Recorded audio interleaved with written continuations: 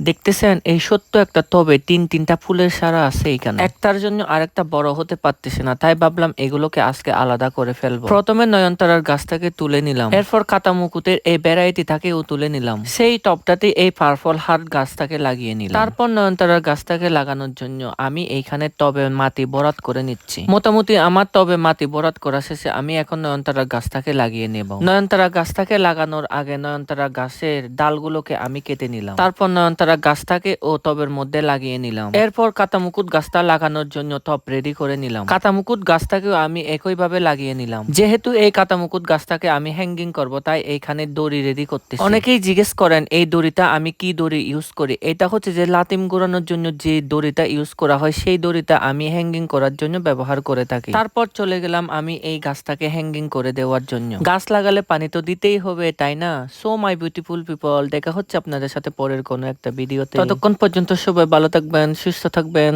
Tata, bye bye.